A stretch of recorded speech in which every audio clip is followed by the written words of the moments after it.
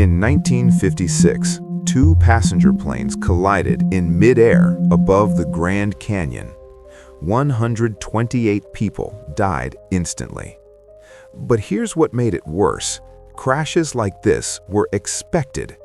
Pilots navigated the skies like drivers on roads with no lanes, no signs, no rules, just empty air and blind faith.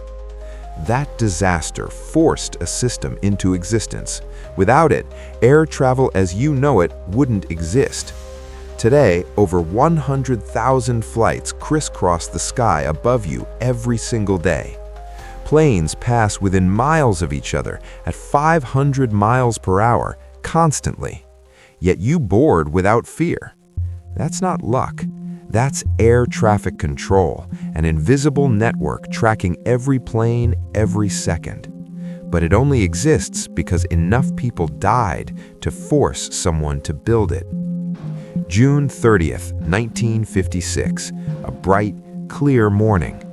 Union Airlines Flight 718 climbs over Arizona, 70 passengers heading to Chicago. TWA Flight 2 departs Los Angeles, 58 aboard, bound for Kansas City. Both captains radio for permission to fly higher. Passengers want a better view of the Grand Canyon. Both are cleared. Neither knows the other is there. Back then, radar couldn't see them. No one was watching, no one coordinating. The pilots were responsible for spotting each other in an endless sky. At 10:31 a.m., the Union DC-7's tail struck the TWA Constellation's left wing. Metal tore, engines failed. Both planes spiraled into the canyon. Wreckage scattered across miles of remote rock. Recovery took weeks. 128 families destroyed. Congress acted fast. Within 2 years, the Federal Aviation Agency was born. Radar expanded nationwide. Air traffic controllers became the invisible choreographers of the sky. Now, imagine they didn't. You're at 35,000 feet right now. The pilot announces your altitude. What he doesn't mention, 11 other jets within 10 miles. No one's watching them. No central control coordinating paths. Pilots rely on radio calls, hoping everyone reported their position, hoping no one made a mistake.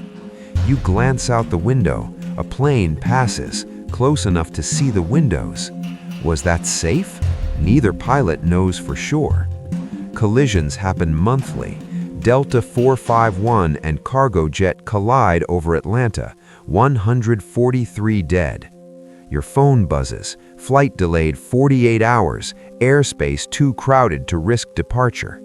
Tickets cost triple, insurance skyrockets, only the desperate or wealthy fly. You drive cross-country instead, 12 hours becomes 3 days. Air traffic control is invisible until it's gone. Then every flight becomes a bet you might not win.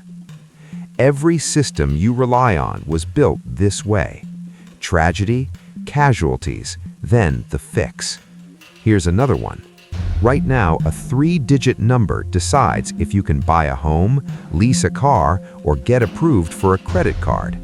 That number didn't exist until the financial system nearly collapsed and banks needed a universal language for trust. The crisis that created it changed how money moves forever.